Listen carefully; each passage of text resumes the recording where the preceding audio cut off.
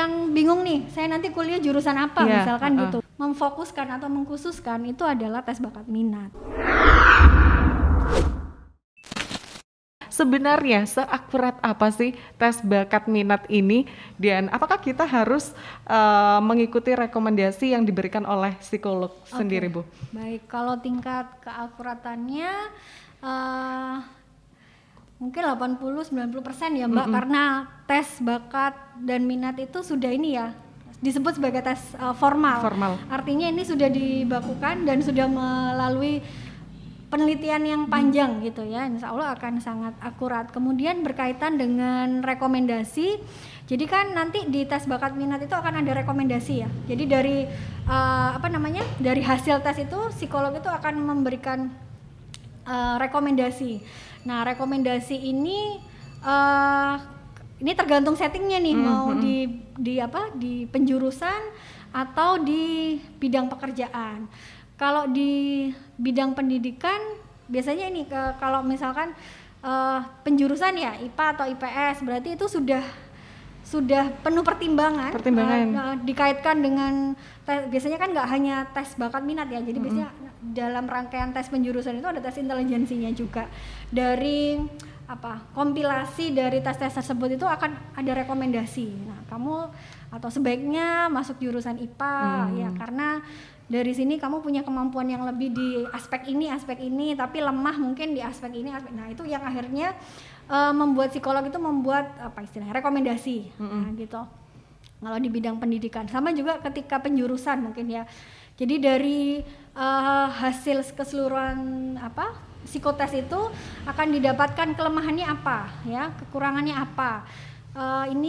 Punya potensi di mana, kemudian punya minat di mana. Dari situ biasanya kita akan merekomendasikan jurusan-jurusan yang sesuai gitu, biar nantinya potensinya itu bisa berkembang secara maksimal. Harapannya begitu.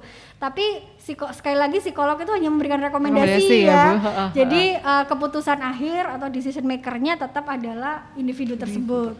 Nah, sedangkan kalau di setting perusahaan, balik lagi juga bahwa psikolog itu hanya memberikan rekomendasi.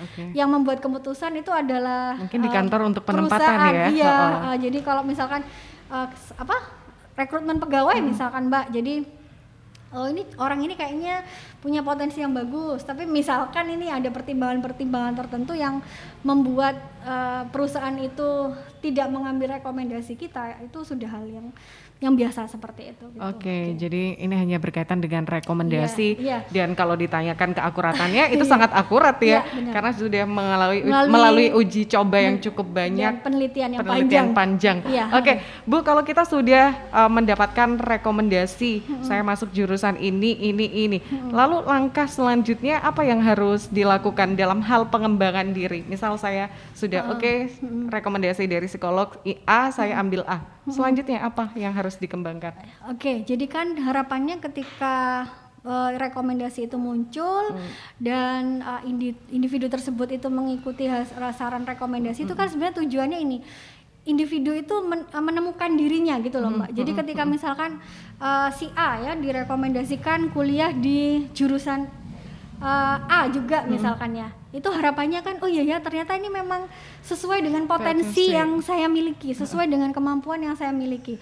Contoh mungkin ya, misalkan seseorang itu lemah di hitungan, ya kemudian sebenarnya psikolognya sudah merekomendasikan jangan masuk jurusan yang sifatnya hitungan misalkan, kemudian tetap memaksa karena mungkin gengsi, karena kalau mungkin ada beberapa orang yang beranggapan jurusan IPA itu lebih bergengsi gitu ya misalkan, tapi setelah di situ ternyata memang dia potensinya bukan di situ, otomatis kan potensi yang sebenarnya dia punya itu tidak bisa dikembangkan dengan baik karena ya salah jurusan itu tadi Mbak.